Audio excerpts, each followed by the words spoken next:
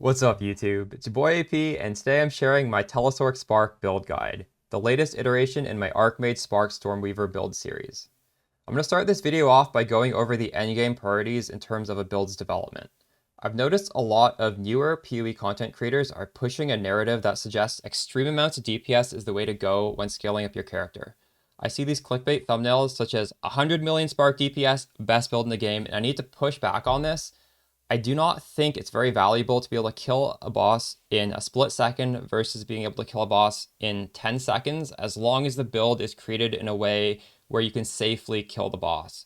Because realistically speaking, 99% of the time, you are going to be in these vast maps that take minutes to traverse, and having an extreme amount of damage is not going to help you in these situations. I think you need to have an adequate amount of damage where you're easily killing the stuff in the map.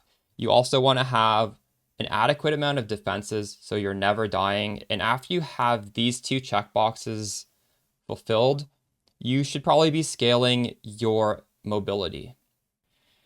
Realistically speaking, if I'm able to teleport across a distance in a matter of seconds, which takes another build multiple minutes to walk through, I'm going to be farming my maps more quickly, which results in more experience, more loot, and honestly, just the playstyle of a really fast build is fun, and it's hard to remove the movement speed once you get used to it.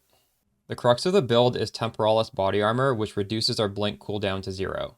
This is the most extreme way to scale mobility in the game, however, it's not without its own downsides. The first one being, it is not a very defensive body armor.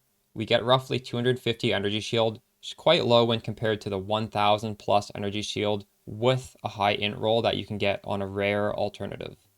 Another downside is we're going to have to add 60 spirit to the build in order to use blink. The easy solution to this is to get a rare amulet which rolls up to 65 spirit. However, I'm choosing to go a different route. I am using an Against the Darkness Time Lost Jewel, which gives me 12 spirit per notable. And we're allocating 3 notables in order to get 36 spirit on the passive tree. I'm combining this with a Helmet Corruption. Helmet Corruptions range between 20 and 30% spirit, and we need to get 24 to reach the threshold. The reason I'm doing it this way is because I did not want to sacrifice the near immortality of using our Everlasting Gaze amulet, which gives us a lot of energy shield. I think right now we're in a place where we have good damage, good defense, and we just have extreme movement speed. This is pretty well balanced for my liking. As for our damage, we are not investing in crit. I think that requires a bit too many points. We are using Lightning Rod plus Wildstorm, and the way this works is you're going to have roughly 50% more damage than your sheet DPS because it's not being shown on your Spark tooltip. So just keep that in mind. If your Spark tooltip is a little low, it's realistically a lot higher. It's not being calculated there. I'm going to break down my character's stats and then go over the gearing. On a non-crit setup, we have 60,000 DPS and 85% increased rarity. Reddit has come to the conclusion that you want roughly 100% rarity to hit the sweet spot. I don't know if this is down to an exact science. I'm a little skeptical. However, it's pretty easy to reach that amount, so that is what we're aiming for here. As for the mana regen, it's 1,250. It feels a little low to me. It would be nice to get the unique flask, which insta-fills your mana, but it is kind of expensive. I am trying to scale the mana regen. I might need to min-max a little bit more there. But as you hold down Spark, for my cast rate, which is roughly 5 per second, I'm able to maintain the mana pretty well. And I do have mana on kill on the jewels, so it's really only an issue for very long boss fights, which doesn't really exist because we do have quite a bit of damage. Okay, onto the gearing. Obviously, we have the Temporalis body armor. That's the focal point here. And the roll doesn't matter too much. You just want to get the blink down to be instant. And by default, if you have Ingenuity on your blink, the cooldown is 2.5 seconds for us. So the range is -2 to -4. You only have to hit -2.5. It's pretty easy to reach that threshold. As for the wand, +5 to gem level is pretty nice. Very high cast speed, very high mana. The spell damage here is actually hybrid mana with spell damage. That's why it's kind of low. It would be nice to have more spell damage instead of the gain as extra cold, but you know, it's still pretty strong wand. Instead of the intelligence, another suffix would be mana regen. That would be quite nice, as we would like to have more mana regen. The focus, you could go +2 to all skills as well as cast speed. Prefixes, damage-wise, would be increased spell damage or increased lightning damage. I opted to go for like hybrid offense with defense for the prefixes. Getting high energy shield is going to scale the Archmage through conversion to mana and getting high mana as well. So all of that is just improving our defensive capabilities by scaling the mana, scaling our ES, and then scaling Archmage damage. An alternative to the rare shield would be a Moxolotl's Machination with 3 sockets and the mana soul cores. This is going to be quite nice defensively because it has an innate 25% chance to block. Focuses have no block chance. The damage is going to be less, but it is worthy of consideration here. Okay, so the helmet, the main thing here is we want to get at least 24 spirit. It rolls between 24 and 30 on the corruption. Otherwise, we're just looking for high energy shield, and if you need resistances on the suffixes, you can target that as well. The rest of the spirit is gained through the Against the Darkness Time Lost Diamond. This has a range between 8 and 12 spirit, which you can use Divine Orbs to fix. So depending on what you get on your helmet, you may or may not have to divine it.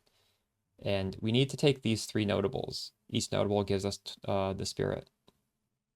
And we're saving a bunch of pathing points by using Controlled Metamorphosis. And it needs to be a massive ring. And it does, the chaos res actually doesn't matter because we're immune to chaos. But there is a penalty to your elemental resistances. There's quite a wide range, so you'd probably want to get a decently rolled one. This saves us so many points to get the best node out of this massive cluster. Pure power. So it's 1, 2, 3, 4, 5, 6, 7. Saves us 7 skill points. I do like electric amplification. However, I can't really justify 1, 2, 3, 4, 5 pathing points to grab it. So we're unfortunately not going to be able to use that. And this point is obviously not important. I'm just very, very high level. I'm level 97. So I threw it on there because I'm a little low with my increased damage. The last thing this ring grabs is Eldritch Will, which is a very good node. It gives us some much needed stun threshold. And as a bonus, it gives us some mana and energy shield. If you feel like your character is getting stunned, I would recommend pulling off more damage and grabbing Hollowed. But I don't seem to need it with my current setup. I do have stun threshold in my gear. So let's go over the rest of my gear. We're able to keep using the Everlasting Gaze to give us the energy shield, since we're using this tech to get the 60 spirit elsewhere. And this has Lightning Rod anointed. My rings, Dream Fragment, cannot be chilled, tons of mana. We go from 5.5 down to 3.9 without it. Remember, this is being amplified by the Ingenuity Belt, so you want to have really good rings. And the mana regeneration rate is nice here. I also opted for a very high roll of mana regeneration on a Breach Ring because you can catalyze this to have 50% increased mana stats instead of 20% on a normal ring. So the reason why mana is so tight is because normally if you're using a rare body armor, you'd probably be leaning towards an Expert Keth Raiment, which has the implicit of 50% increased mana regen, and you can't use that with Temporalis. If we look at my mana situation, I don't quite have enough to sustain. However, in most situations, I do have mana on kill on my passive tree with the jewels. And it does take an awfully long time to run out of mana here. You see we're at like half and I've been shooting for a long time. So it's not really a big issue, but you know, mana regen is a premium stat. These boots are very unethical. You're probably not going to get quite as good of a boot. 35 movement speed, very high mana, a ton of resistances, stun threshold, and I even corrupted it for more resistance. The Jungroan build on Temporalis was suggesting you don't need movement speed. I'm pretty sure he's just memeing there because there's a limit. You can't, Blink is always maximum distance, So when you're looting, the movement speed feels so good. I do recommend getting 35% movement speed on the Temporalis build you're playing, just simply to be able to collect the loot without feeling like an absolute snail. So I opted for max 35% movement speed. I would not settle for less than 30% in my opinion. The last piece of gear is Kotako's Current. If you watch my previous videos, you know this is to electrocute enemies. We hit pretty hard, so it's pretty much instant electrocution. Electrocution is a 5-second disable. This is incredibly powerful defensively. However, this is sort of a preference-based thing. If you struggle for resistances, you could just get a rare glove with a bunch of resistances, mana, and energy shield. That is an alternative here. Next up, the passive tree. Also, I should note this Global 8686 is an in-game chat channel where a lot of the Spark viewers hang out. So if you want to share your journey with everybody else, that is a very nice chat channel to participate in. Okay, so the tree, fairly standard. We're going for these value nodes. I actually don't really prioritize energy shield recharge, because now we're using Shock Siphon on our Spark, so we're always leeching Energy Shield while mapping. So I don't really need to have faster recharge rate or faster start to Energy Shield recharge. But instead, we're passing through some increased damage. We're still going to get all these nice nodes. We're going to get these defensive nodes. Skill effect duration is nice on Spark if you can swing it, because when your Sparks last longer, they have more chance to bounce around, hit enemies more times. It's also just convenient because, you know, Sigil Power is going to last longer, or Curse is going to last longer. These are some nice high-value defensive energy shield nodes. Again, like, this is all just very standard if you've been following any of the previous builds. The green nodes are my wand, so that's when I'm casting Spark, I have the green nodes out. And actually, I've completely taken off the curse setup, so you don't need to have any weapon swaps anymore. I just can't be bothered with that. Maybe we'll put it in again in the future, but it's just not necessary at this point. So this actually doesn't need to be weapon swap. This could just be your normal passive tree. I'm opting a path through here because this is just very defensive. It's possible that now that I'm getting Eldritch Will through the controlled metamorphosis, it might make sense to path through a different way. But these are quite nice. A lot of energy shield and +1 max res. You know, it's high value going through here. So the keystones are mind over matter. So the way this build works is we take all our damage through energy shield, then the energy shield goes to 0. This means mana protects life, so all of our mana is extra defense, and then when we run out of both, we have 1 life and we die.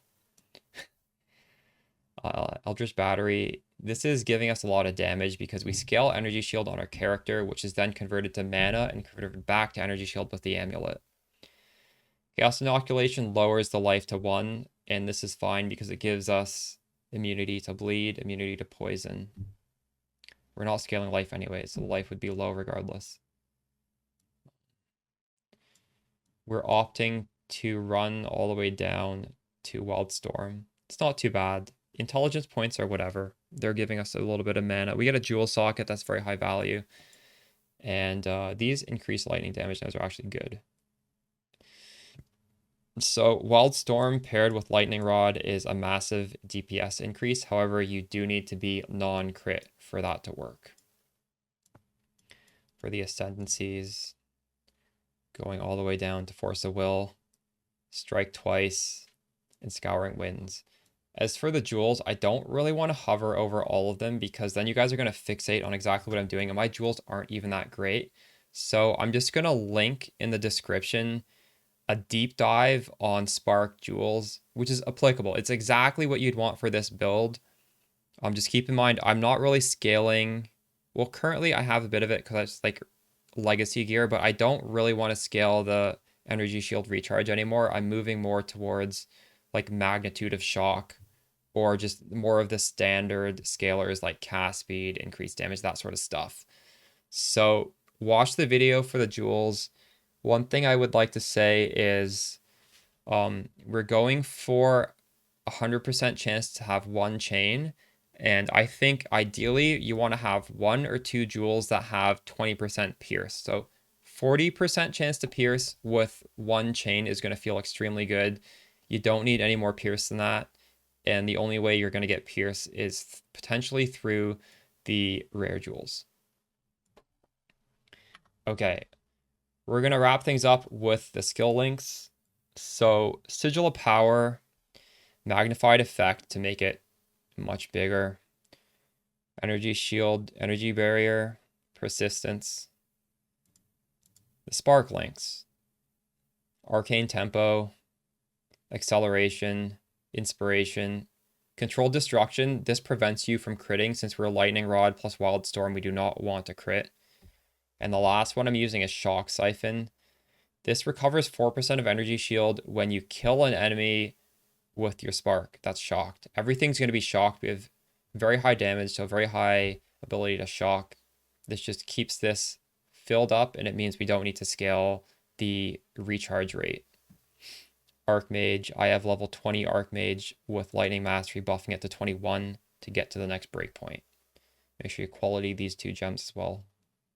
Orb of Storms, we're placing this down on bosses, and you need to stand within the radius. Every time you shoot, this also shoots. And we have Lightning Exposure. This is a lot of boss damage. Strip Away increases the lightning exposure. Conduction allows it to more easily apply the exposure. Considered Casting has a cast speed penalty, but it increases the damage. And the cast speed penalty doesn't matter because we only care about it. It's going to cast every time we cast inside of the AoE, and we have a lot of cast speed on Spark. So the downside of this is completely negated. Rising Tempest, this is not important. It's just a little bit more damage. You could probably put something else there. It would be fine. Just, this needs to shock, so don't put something like LE Focus on here.